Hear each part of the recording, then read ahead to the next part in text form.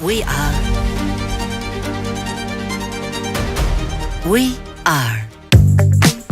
part of the solution when it comes to making complex systems and buildings energy efficient, economical and livable. That's what we get up for every morning. That's why we take it very seriously. For that, we also do extra shifts. Or our helper.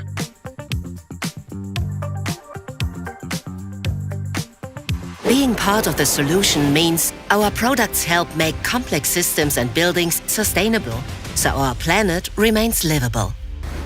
Take this, for example, where drinking water reaches thousands of people safely and sustainable. Aquatherm Green is part of the solution, developed in Attendorn. And here, where billions of search queries, chats and computing processes need cooling servers, Aquatherm Blue is part of the solution. For decades, designed in Attendorn. And here, where district heating efficiently supplies entire neighborhoods, Aquatherm Energy is part of the solution. Produced in Attendorn. And the best thing is, our products already reduce CO2 during their production. And then again, when they are stored. And in the end, they can be perfectly recycled.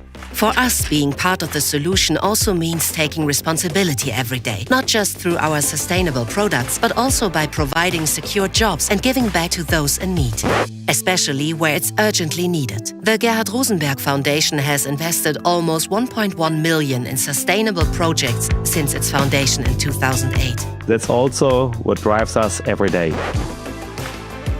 And this is what we do.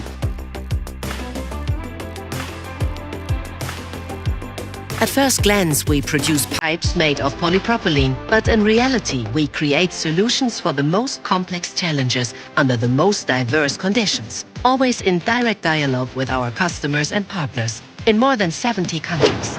Started as pioneers. Today, we're the world market leader. Why are we market leaders in polypropylene pipe systems? Because here in this garage, in 1973, a man had a fantastic idea. And a wife who believed in him. Underfloor heating systems made of plastic pipes. This is how Gerhard Rosenberg started in 1973. Today, Aquatherm is no longer just a name on a foundation form, but a team of hundreds of people. Pioneers, co-thinkers, doers, drivers of innovation. Our products and services are part of the solution on the way to a climate-neutral life. We inspire and connect people across the globe, shaping a sustainable future for our planet, together.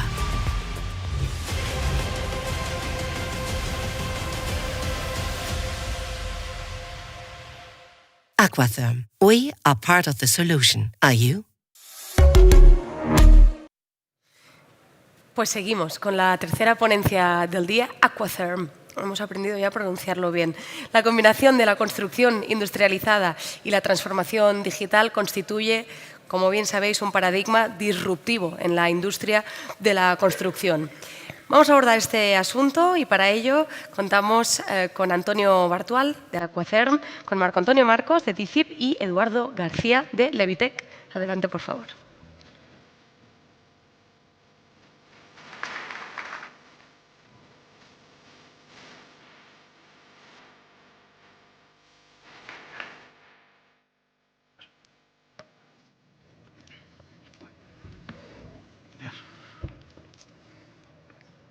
Buenos días a todos.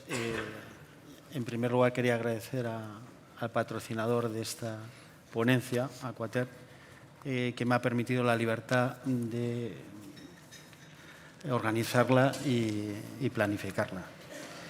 En este sentido, más allá de hablar de tecnología y hablar de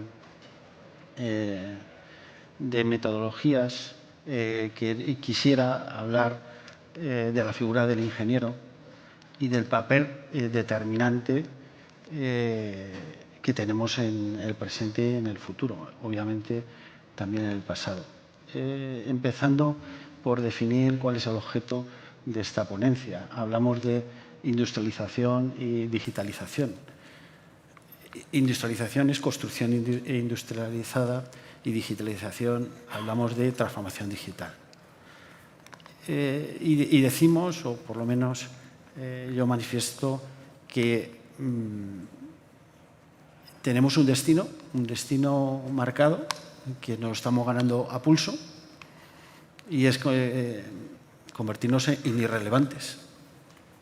El sector AEC, el sector de arquitectura, ingeniería y construcción en España, en el año 2008 era el 12% del Producto Interior Bruto.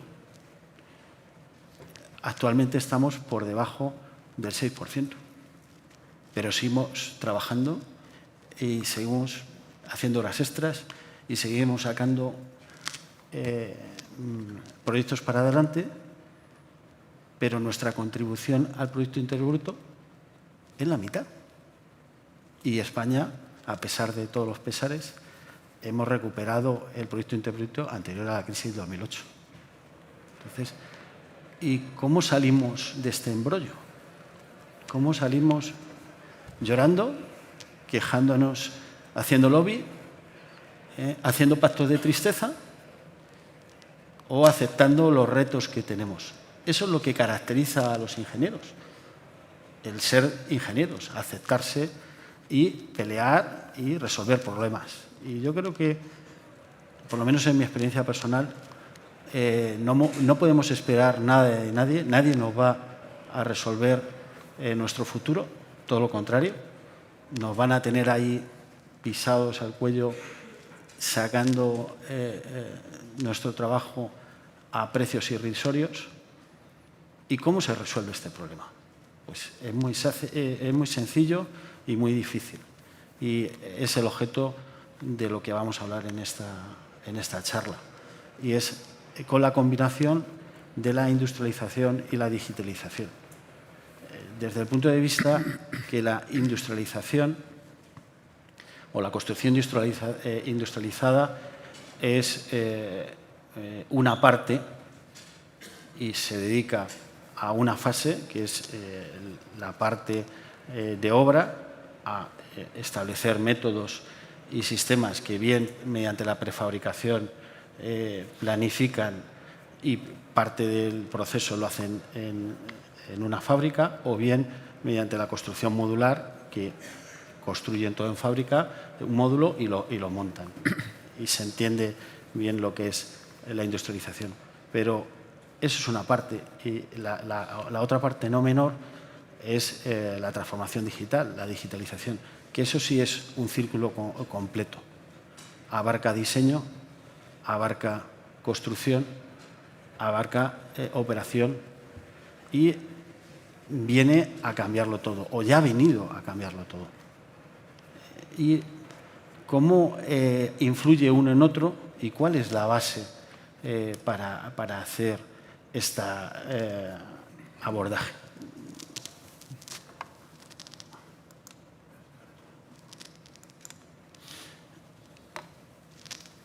Pues es algo que ya todos habéis oído hablar, que es el BIM.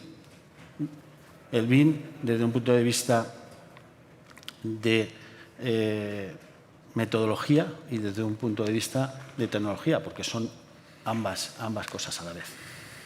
Y el BIM es la clave de la industrialización y es la clave de la transformación digital. Y el BIM, a pesar de los agnósticos o los reactivos o de los frikis, va dando sus pasos hacia adelante. Y no se puede hablar de industrialización hoy día sin el BIM. De toda la vida se ha hecho intentos de industrialización, pero hoy en día existen las herramientas para hacerlo efectivo. Y de hecho se está haciendo. Pongo aquí un ejemplo de lo que estoy hablando. Nosotros, DICIP, lleva desde el 2011 en el mundo del BIM, desgraciadamente fuera de España. Y pongo un ejemplo de un hospital hecho en Chile, en el sur de Chile, en Puerto Varas, de 60.000 metros cuadrados, 190 camas, 8 quirófanos, con un modelo basado en la concesión, en donde hay que lograr un equilibrio económico-financiero y con unos plazos y una complejidad. Estos proyectos, con la metodología tradicional, es imposible abordarlos. ¿Y qué es esta nueva metodología? Pues la digitalización. ¿Y eso qué es? Pues utilizar una de las metodologías que conforman el nuevo ecosistema que o nos acostumbramos a él o, como he dicho antes, nos convertimos en gente irrelevante. En este caso, y pongo un ejemplo, nosotros coordinamos y coordinamos el proyecto completo, hacemos toda la coordinación BIM y desarrollamos todas las instalaciones con la metodología BIM.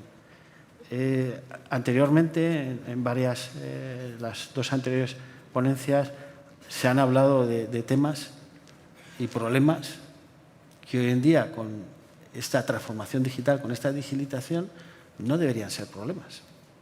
Y luego me explicaré largamente. Pero en el caso concreto de que nos ocupa, se puede ver en las imágenes. Lamentablemente, el formato de esta conferencia no permite mover modelos y no poder, pero lo atractivo, lo interesante es que hubiese pasado y hubiese enseñado cómo se mueve un modelo con una herramienta colaborativa, ¿no? Pero bueno, ahí podéis ver un caso concreto de un éxito concreto en la colaboración de diseño y fabricación. En este caso estoy hablando de los soportes. Todo el tema de soportes en Chile es importante porque la normativa de vulnerabilidad en un hospital exige que, a pesar de un terremoto, no solo el edificio no se caiga, sino que siga funcionando, y exige todo un diseño sísmico. Parte del proyecto es el desarrollo y coordinación de todos los sistemas y el estudio sísmico. Hicimos en la fase de proyecto toda la parte de estudio de soportación, el análisis de los sistemas, y como había un flujo, había una integración de todos los participantes, el equipo de procurement de la concesionaria llamó a participar a fabricantes durante el desarrollo del proyecto, invitó a 2 fabricantes, uno de ellos es el que se llevó el gato al agua, que es Sicla, y Sicla, partiendo de nuestro desarrollo de proyecto, participó en ese desarrollo colaborativo, y ahí podéis tener los resultados. De un diseño de 1.200 soportes se pudo reducir a través de simulación a la mitad, con el consiguiente ahorro para todos, y el valor añadido de este fabricante fue que participaba de la tecnología digital y contribuyó generando valor, y se llevó su contrato. Dentro de este proyecto, y podéis ver en la imagen, también se estudió no solo la economía de la revisión de diseño, sino la prefabricación, y podéis ver un ejemplo de prefabricación, ¿no? Y ahí requiere también otro esfuerzo que va más allá de los fabricantes, sino del equipo de diseño, el equipo de arquitectura, el equipo de estructuras, para que de una manera coordinada se hagan todas las simulaciones para poder dar cabida a estas soluciones prefabricadas o industrializadas, ¿no? Pero estamos hablando de BIM como si fuese el no va más. Y tengo que decir algo que ya ha dicho otra persona, que el futuro del BIM no es el BIM. El BIM ya lleva en el mercado 25 años. El mercado 25 años. Esta imagen que os pongo, y os invito a que escuchéis esta conferencia, es un poco antigua, es del 2016, pero a mí me conmovió en su minuto. es una realidad. Esto era una predicción hecha en el 2016, con una proyección al 2020. Os invito a que veáis este vídeo en YouTube, pero estamos en el 2025. Estamos en el 2025. Aquí falta un desarrollo y se llama gemelos digitales, que algún pincelada daré. Es decir, si no hacemos lo que debemos, no tenemos ninguna oportunidad, aunque no podamos. Tenemos que hacer lo que debemos, aunque no podamos. Y yo reto a cambiar la manera de pensar del sector. Y no esperéis a que la Administración ordenada, porque en todo caso os lo va a quitar. No esperéis a lo que hace la competencia, porque llegáis tarde, llegamos todos tarde. Llegamos todos tarde. Hoy en día hablar de BIM es hablar de pasado. Tenemos que hablar de interoperatividad, de la IA, tenemos que hablar de construcción robótica, y esto no es ciencia ficción, esto es una realidad. Y el sector de la construcción en España va camino de ser irrelevante. Y nos estamos mirando el ombligo.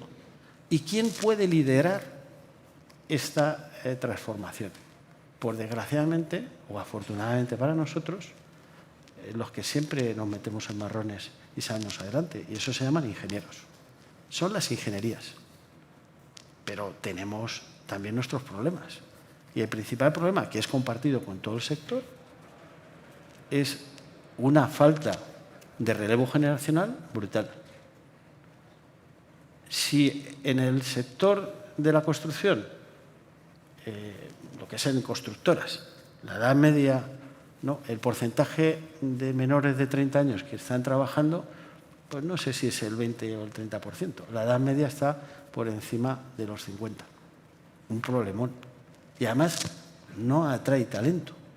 En el mundo de la ingeniería, según datos de Tecniberia,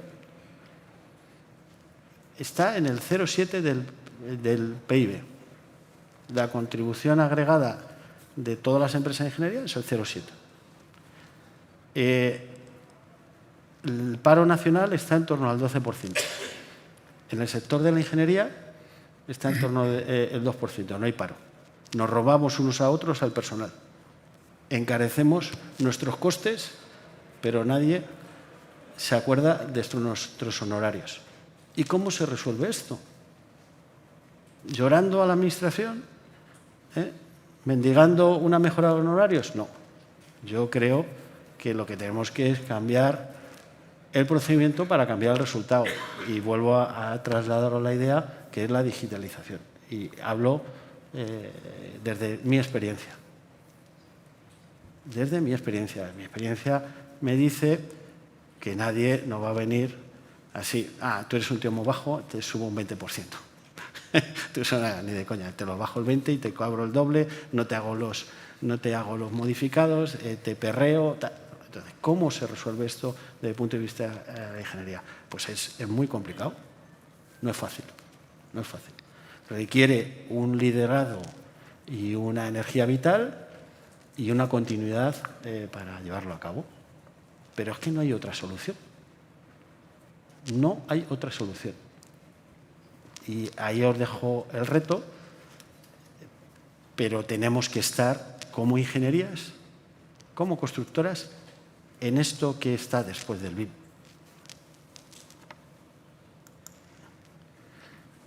Y os doy esta y la siguiente transparencia y lo dejo. Aquí hay seguro que todo lo habéis vivido, pero yo solo quiero hablar del dato. El dato es básico para el éxito de la transformación digital. Y no hay datos, no generamos datos. ¿Y por qué no generamos datos? Porque no lideramos, las ingenierías no lideramos todo el proceso constructivo. Nos han comido el queso y, por ejemplo, y cada uno que se lo mire, el diseño de los sistemas de control está en manos de los fabricantes o de las constructoras. Cuando es la autoridad de diseño, es la ingeniería el que tiene que definir el sistema de control para un objetivo concreto. No hay datos, no tenemos datos para hacer nuevos algoritmos, para hacer planteamientos. Ahí lo dejo, ahí podríamos hablar mucho sobre el tema de la gestión y generación del dato, pero es clave para nuestro sector, en todas las fases del proyecto. El otro tema, que tampoco es menor, y ahí lo planteo, es que nos tenemos que reinventar. Las ingenierías se tienen que reinventar y, por ende, el resto de agentes del sector. Esto de diseño, construyo y veo luego si funciona, construcción tradicional. No, hoy en día hay herramientas y tiene que cambiarse la mentalidad en todas las ingenierías. Hay ya mucho avanzado. Por ejemplo, hoy en día nadie se plantea hacer un sistema de climatización sin una simulación. Pero esto no es de hace mucho tiempo. Esto no llevamos 30 años haciendo simulaciones de climatización para justificar un sistema. Pero es que esto, si lo extendemos al resto de sistemas, estamos yendo hacia el modelo digital. Primero modelo, hago modelos, los estreso, los analizo, los cambio, en todo lo que os podáis imaginar. El tema ya un hecho, cuando haces un proyecto en BIM y el tío que te lo contrata sabe lo que es BIM, pues te ahorras todas las interferencias en obra. Eso es una simulación. Estás haciendo una construcción virtual, pero también si te coges Modélica o te coges ANSYS o te coges MATLAB y haces una simulación de sistemas y te salen todas las lógicas. Eso tiene que hacerlo la ingeniería. O sea, nos tenemos que creer que somos autoridad de diseño. Y eso depende de cada uno. Es como digo yo a cualquiera que entre en la oficina, que entra de becario y tiene el complejo de becario. Y dice, no, tú según has entrado por la puerta ya eres ingeniero. Olvídate de rollos psiquiátricos, quítatelos. Sacúdete. Nos tenemos que sacudir todos los rollos que tenemos como ingenierías y hacer lo que debamos aunque no podamos. En este sentido, nos tenemos que convertir en verdaderas ingenierías digitales. Yo, por último, solo una idea. Menos del 10% de las ingenierías tienen un certificado ISO 19650. Y estos son datos de estado de madurez del año 2024. Y de esas, algunos los tienen, porque como tienen 4 sellos, pues el otro sale más fácil. Pero llegar a ese grado de madurez, que es la base para todo lo que viene después, es lo que teníamos que haber conseguido como sector hace unos cuantos años. Desgraciadamente, nadie nos acompaña. El año pasado se hizo el compromiso de la Administración española para la implantación y la exigencia de metodología BIM en la Administración. 10 años después de los ingleses, de Yuka. Y además van a ser 15, porque lo van a exigir a partir del 2030. No esperéis a que alguien venga a resolveros los problemas. O nos lo resolvemos entre nosotros, entre arquitectos, ingenieros, constructoras, operadores, y además no por el resultado aquí en España, porque el resultado aquí en España del sector de la construcción va ranqueante mal que peor. O sea, con la deuda que tenemos y los líos que tenemos y el entorno que tenemos, no vamos a crecer en España. El futuro está en Hispanoamérica, 500 millones de habitantes con unas necesidades tecnológicas brutales y que nosotros tenemos que ir a generar valor, pero es que primero tenemos que tenerlo, porque ya no estamos como en el 2008, que nos habíamos gastado todos los fondos FEDER, habían crecido todas las constructoras, éramos súper guays y sabíamos hacer de todo, pero hombre, ya han pasado 15 años, ¿no? Más o menos. Y esas constructoras hay que haberlas visto y hay que verlas ahora y verlas fuera. Están totalmente con unas carencias tecnológicas producto del relevo generacional y del agotamiento de los que trabajan, que los grados de compromiso de la gente nueva y la gente antigua, todos los sufréis. Y no os dejo más, os dejo en compañía de Antonio, que nos va a hablar de la parte de fabricación, y posteriormente Eduardo de la parte de ejecución. Gracias.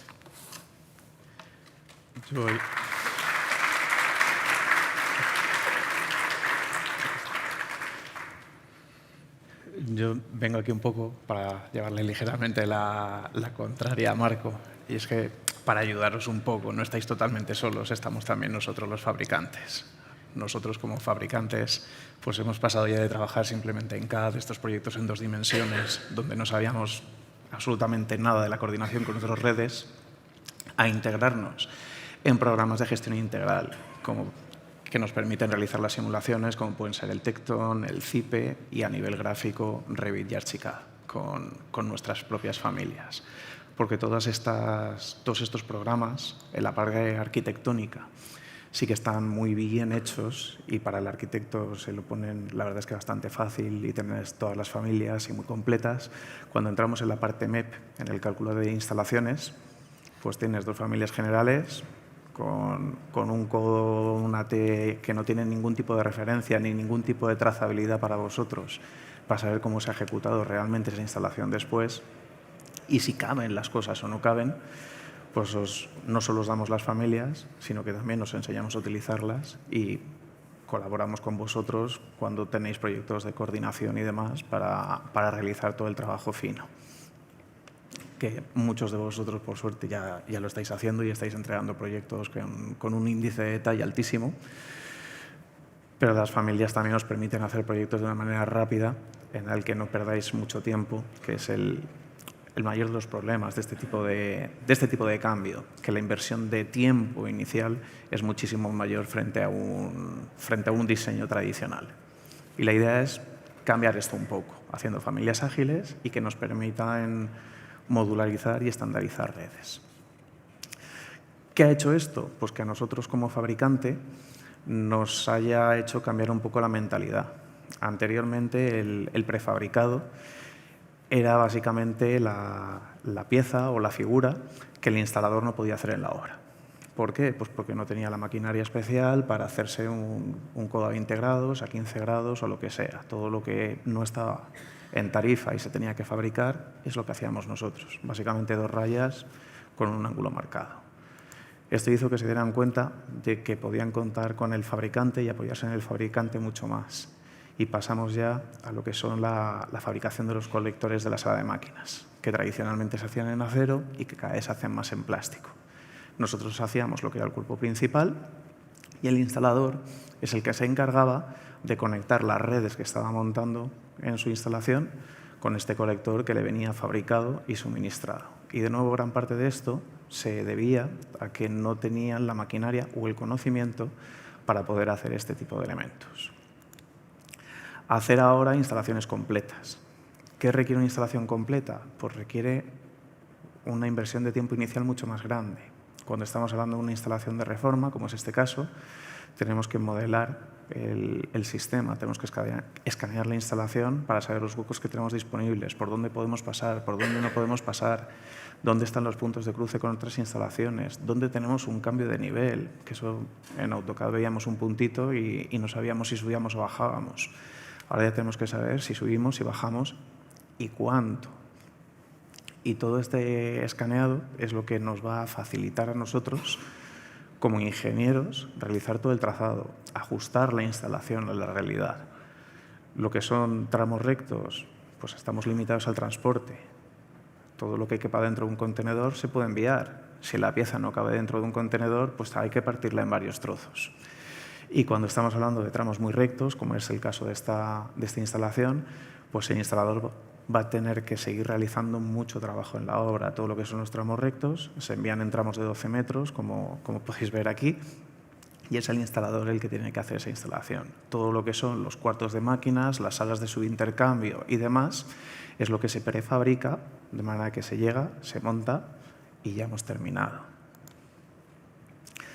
¿Qué nos obliga esto a nosotros como ingenieros? Pues nos obliga un poco a estandarizar redes. Si yo cada sala de máquinas la hago diferente, todo este tiempo inicial que tenemos que invertir, lo tengo que invertir en cada proyecto. Si intento estandarizar de alguna manera una sala de máquinas, que eso implica también hacerla lo más compacta posible para que me quepa en el mayor número de espacios. En este caso estábamos hablando de realizar salas de máquinas dentro de contenedores. Estamos en un espacio perfectamente delimitado. Yo estandarizo todas mis redes y al estandarizar mis redes, simplemente cambiando la potencia de los elementos de producción, redimensiono lo que es la tubería y esto me vale. Por eso veis que todo sale hacia abajo, porque está pensado para poner en la cubierta. Esto es algo que se lleva haciendo mucho en el sector industrial desde hace ya bastante tiempo, pero en el sector hotelero o doméstico, pues es algo que ni nos planteamos. Y, como digo, requiere mucha planificación previa. Es mucho tiempo que tenemos que invertir nosotros como ingeniero. ¿Qué representa esto para nosotros como proveedores? Pues, para empezar, que tenemos que producir más. Yo ya no tengo que producir un tubo, lo envío a la obra y ya se apañarán para montarlo donde toca y como toca. Yo tengo que diseñar o ayudar a diseñar una red o coger una red que ya viene diseñada por parte del ingeniero, adaptarla a mis procesos constructivos y fabricarla para que cuando llegue ahí tenga un número y sabemos que la pieza 1 engancha con la pieza 2 y con la pieza 3. Y eso hace que mis necesidades de mano de obra cualificada como fabricante aumenten. ¿Por qué? Pues porque ya no solo tengo que coger la tubería de mi almacén, montarla en un camión y olvidarme. Yo tengo que readaptar espacios, tengo que comprar más maquinaria, tengo que generar puestos de trabajo y esos puestos de trabajo tengo que mantenerlos ocupados. Y para eso tenemos que colaborar mucho con vosotros, porque este proceso viene del diseño inicial de la instalación. No es algo que se deba hacer, aunque se hace bastante a menudo, en la fase de ejecución. ¿Cuál es el resultado final? Pues el resultado final es que el fabricante pasa a ser una pieza del puzzle dentro de la instalación. No nos limitamos solo a dar el material, damos un valor añadido a ese material. Y toda esta digitalización, al final, también nos obliga a nosotros como fabricante a buscar cooperación con otros fabricantes y dar el siguiente paso, que es un poco lo que estaba hablando Marco antes, y pasar a construcción modular, donde yo no simplemente doy la tubería y el otro fabricante te da el soporte prefabricado y todo se adjunta en obra, sino que ya empiezan a aparecer talleres justo al lado de las obras que se encargan de realizar ese montaje para que en la obra entre todo ya a falta de poner en su lugar. ¿Dónde vamos a esto? Pues que el trabajo de coordinación de entregas por parte del instalador y la coordinación de trabajo y la gestión de grupos de trabajo se complica. Tenemos que tener un planning de trabajo muy bien establecido porque, como digo, nosotros pasamos a ser una parte del puzzle más. Y con esto le doy el paso a Eduardo. Buenos días. Bueno, nosotros ya somos la parte de ejecución, que somos el último eslabón hasta la entrega de la obra y la explotación de la misma. Entonces, en el desarrollo actual de los proyectos hacemos el nexo de unión y coordinación actualmente entre ingenierías, proveedores e instalador. Y esa es la mentalidad que hay que cambiar. Como decía Antonio, no podemos esperar al inicio de un proyecto a hacer esa coordinación. Ya tenemos herramientas, como se han comentado anteriormente, como es el BIM, que ya nos llevan a hacer un proyecto que tiene que ser ejecutable. No podemos seguir trabajando con proyectos 2D en el que dibujamos una línea, ponemos una sección y ya llegará el instalador y verá con la constructora por dónde seguimos. Es fundamental el tener ese criterio de coordinación entre todos, ingeniería, instaladores y proveedores, para que tengamos claro que tenemos que hacer un proyecto ejecutable, o sea, que no llegamos a la obra y afrontemos el día 1 qué problemas podemos tener. Esto nos lleva al final, en la actualidad, podemos decir que el desarrollo de un proyecto nuestra experiencia está basada mucho en data centers, lleva 5 etapas de diseño. La primera y segunda etapa, al final es la fase previa que tenéis la relación, las ingenierías con el cliente, de ver si el proyecto no es viable. Vamos a tener los primeros tips en esas reuniones y ya se decidirá si se va con el proyecto hacia adelante o no. En esa etapa, si se decide para adelante, se llega a la etapa 3, que ya se empieza a hacer los primeros esbozos de diseño y tener las especificaciones de qué queremos hacer, con qué materiales y con qué productos. Esa filosofía ya cambia el criterio actual de instalaciones. Ya especificamos con qué sistemas y qué materiales, productos vamos a montar. Tenemos que quitarnos el tip de voy a especificar esto, pero luego puede ser otra cosa, montar otro material, otro criterio y demás. Eso no nos permite estar en este proceso de industrialización y que los proyectos, como comentaré más adelante, se inician meses antes de poner el primer clavo. Entonces, en esa etapa 3 ya se empieza a definir y a ver un proyecto a futuro. Posteriormente ya llegas a la etapa 4, que digamos que es el bebé o la ejecución que tienes que llegar a hacer. Ya tienes el embrión de, oye, voy a ejecutar esto. Y actualmente en ese momento es donde entramos los instaladores. Entonces, durante la etapa 3, que hubiera sido muy importante que se contara con nosotros, porque tenemos una experiencia vital de ejecución.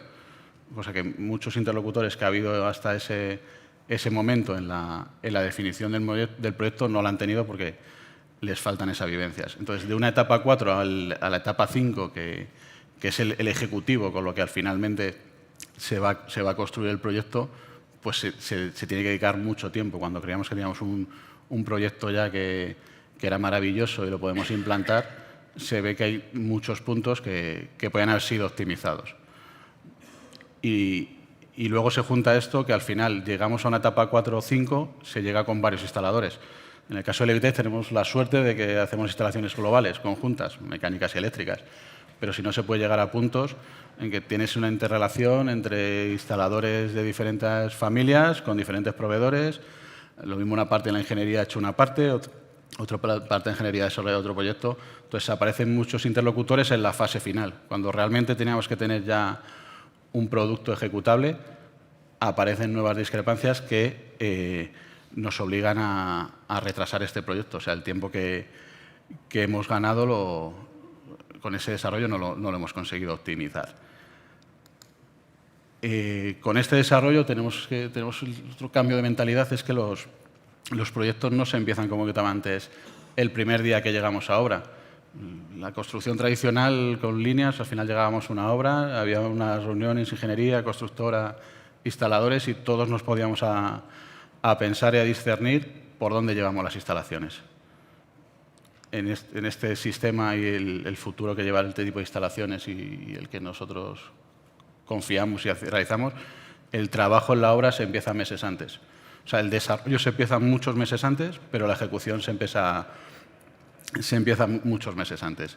Y para eso, como también comentaba Antonio, pues necesitamos esos colaboradores que tengan la capacidad de ayudarnos y fabricarlo, que actualmente no podemos decir que todos contemos con esa gama de colaboradores. Esto nos implica otro cambio de perspectiva, que es lo que decía antes. Empezamos mucho antes con las prefabricaciones. Podemos pensar que optimizamos tiempos de ejecución, y es cierto. O sea, la ejecución in situ del proyecto la optimizamos. Pero es que hemos dedicado mucho tiempo antes a realizar trabajos.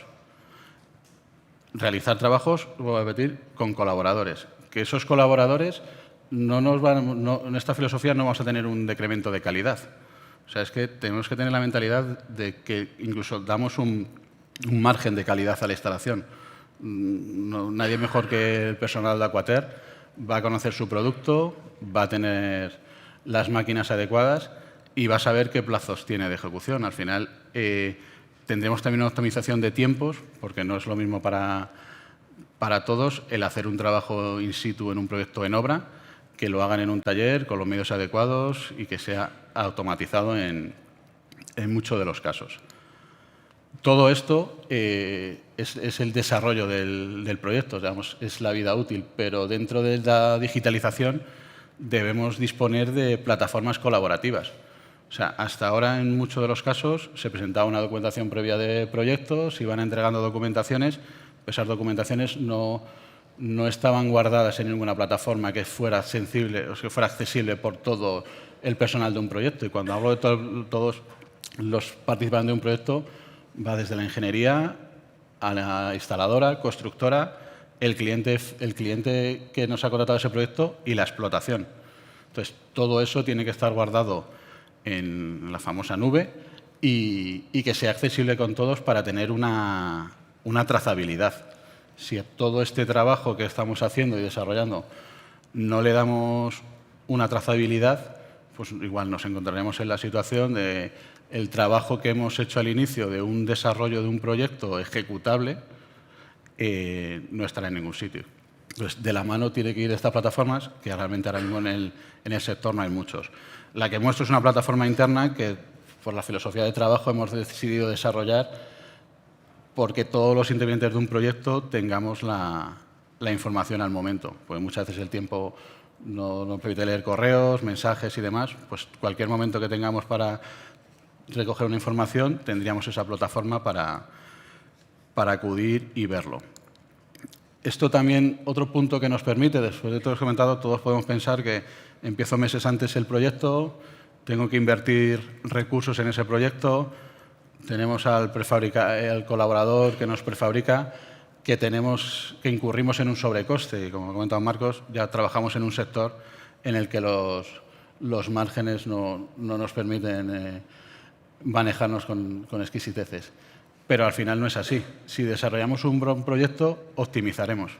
Porque no llegaremos a una ejecución de que cada instalador vaya por su cuenta montando, como es el ejemplo, una soportación, una instalación. Podemos unificar y optimizar. Pero optimizaremos en la parte económica, que es importante para todos. Ya parte de esos recursos los estamos dedicando al inicio de un proyecto meses antes de lo que estamos acostumbrados, sino colaboraremos en una cosa muy importante para todos en nuestro día, que es una sostenibilidad. O sea, el volumen de residuos que gestionaremos en un proyecto se reduce sustancialmente, porque al final nuestro prefabricador, que al final tendrá su taller, mejor gestión de residuos de sus materiales no lo haremos ninguno.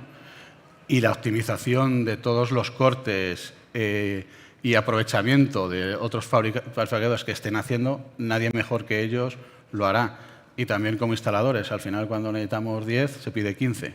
Entonces al final generas un volumen importante. Y otro punto importante, al final dentro de la obra generamos orden y limpieza, que eso nos ayuda a otro punto fundamental, que es la seguridad y salud en el trabajo. No disponemos de un acopio, un taller y un montaje.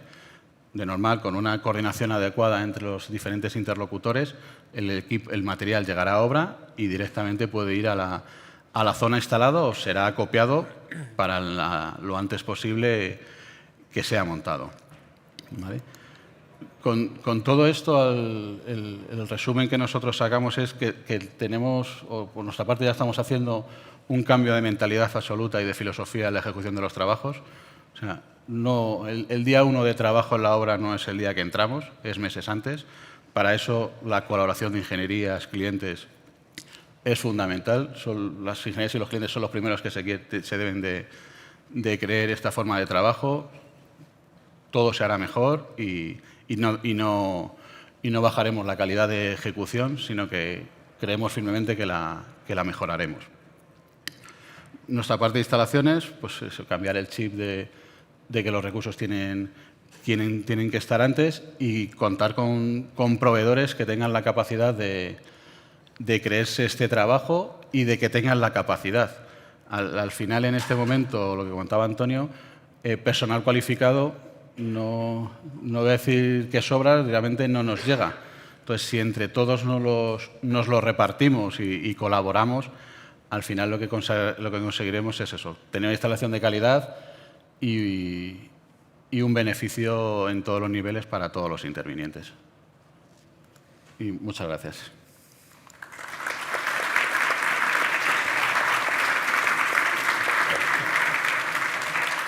Me incorporo, merecidísimo aplauso, me incorporo para hacer lo que más nos gusta a los periodistas, que es preguntar, pero en este caso, como profanan la materia, las preguntas las hemos consensuado con Marco Antonio Marcos, que para algo es el que sabe de esto. Eso sí, vengo con el cronómetro. Ya sabéis que en televisión esto es de efecto profesional, el tiempo es oro y vamos a aprovechar lo que nos queda al máximo. Hacemos ronda de preguntas con vosotros.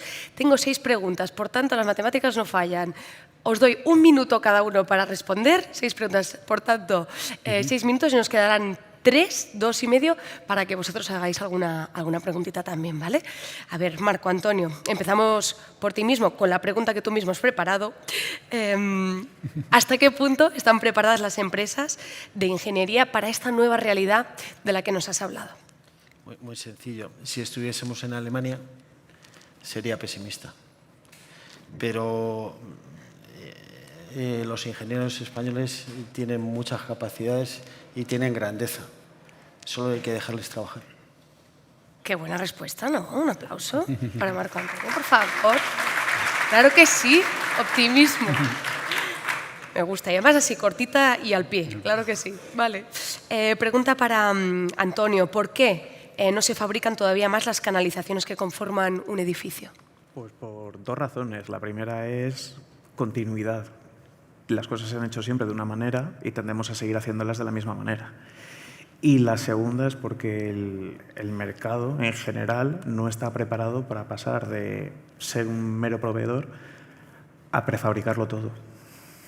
Entonces, todo esto lleva un tiempo de adaptación, no solo por la parte de ingeniería, sino también por la parte de los que estamos fabricando en el otro extremo. Claro, al hilo de esto, Antonio, ¿cómo se incorporaría la prefabricación, en este caso, a los proyectos?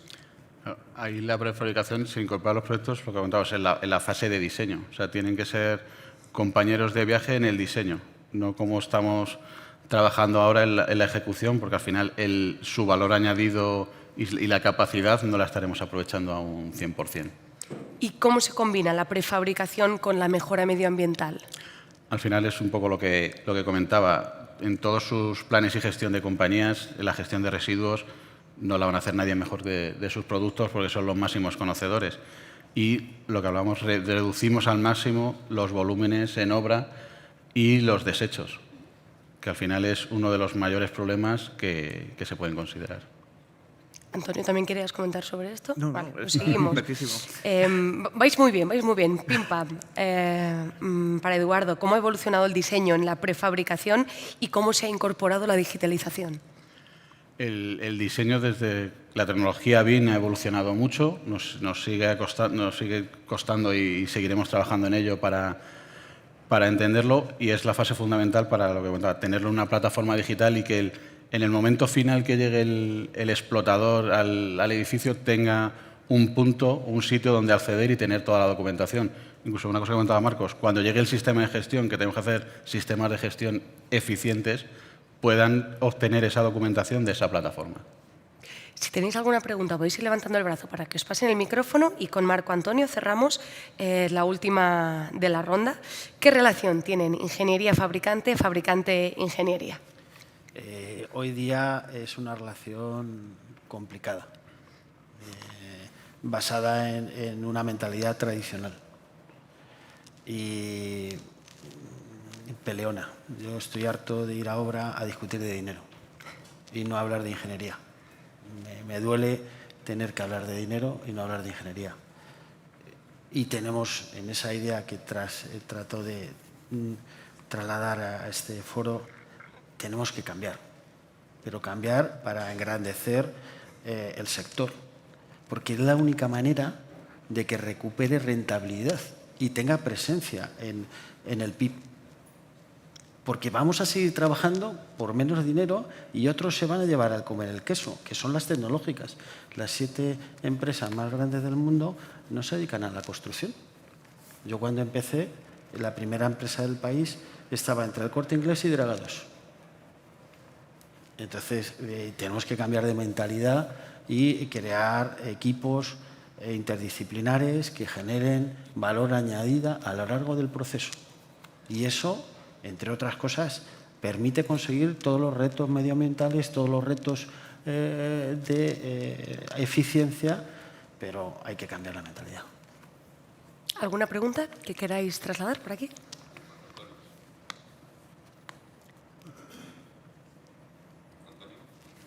No sé, no funciona el micrófono. No sé si, a ver. Si no, yo se la traslado. Chema, dímelo a mí para que lo oiga todo el mundo. Hablo en voz alta, a ver si... Bueno, tienes una voz maravillosa. Antonio, ¿qué cambio de paradigma se debe dar en la contratación para que ya en la fase de diseño se puedan hacer? Vamos a ver. Cambio de paradigma en la contratación. Es una pregunta trampa. Porque tiene muchos temas. Yo lo primero, la ley de ordenación de la edificación. Estamos en el siglo XXI con una ley por y para arquitectos y constructoras. Y lo digo sin pelos en la lengua. Hay que cambiar la ley de ordenación de la edificación, de arriba a abajo. Segundo, hay que hacer un esfuerzo de formación y de atraer talento al sector. Pero me da igual que sea una constructora, que sea una instaladora, que sea una propiedad, me da igual. Para que se formen en las nuevas tecnologías. Yo estaba el otro día hablando con un programa americano de SaaS, no sé si conocéis lo que es SaaS, Software as a Service, para mantenimiento. Y es pago por uso. Todos estamos pagando, yo pago el 10% de lo que facturo en software americano o software extranjero. No sé si te he respondido, pero son muchos temas. ¿Alguna pregunta más? Sí, por allí, por favor. Buenos días. Bueno, gracias por las intervenciones. Soy José Blanco, soy el secretario general de AECI, la Asociación de Construcción Industrializada, y quería, sobre todo para ti, hacerte una pregunta sobre la integración de la ingeniería en el equipo inicial, porque en construcción industrializada, como habéis mencionado, cambia completamente el paradigma. Todos, arquitecto, ingeniero, todos tienen que estar desde el principio. No puede ser solo el que hace el 3D, el que hace la estructura, diseño, y luego ya veremos cómo adaptamos. Y la pregunta es, bueno, para ti como representante de los ingenieros y de las ingenierías, ¿cuál es vuestra integración en este momento, en ese modelo? Porque esto está viniendo como una ola que arrasa, pero parece que como muchos agentes están, bueno, a ver qué sucede y cuál es vuestra integración en este momento en los equipos desde el principio para la construcción industrializada. Bueno, yo primero decir que no me represento ni a mí mismo. Entonces, eso partiendo de entrada. Y sí te puedo hablar de mi espalda llena de cicatrices y mi experiencia en tratar de sobrevivir. Y yo nunca he esperado para innovar a que el mercado que me diga que tengo que innovar, porque llegas tarde. No estamos innovando. Estamos a ver si nos enganchamos a un tren que empezó hace 20 años. Lo que tenemos que tener todos claro, que si queremos vivir de esto, tenemos que cambiar todo, de arriba abajo. Yo soy muy bruto y digo, a algún gerente, a algún director habrá que echar, porque son los primeros que tienen que cambiar. Tú no cambias una organización si el gerente no quiere, porque es muy complejo la gestión del cambio. Y aquí hay que contratar nuevos perfiles y la gente joven es complicada, es muy complicada. Y tienen más razón que nosotros, que trabajamos como burros 12 o 15 horas al día. Y no sé si te he respondido. No me ha respondido, pero bueno, te lo dejo como reflexión, ya ¿no? Estamos. Como nos quedan 25 segundos, lo dejamos aquí, cada uno que saque sus conclusiones. Gracias, Marco Antonio, Eduardo, Antonio. Muchas gracias por vuestras intervenciones y seguimos.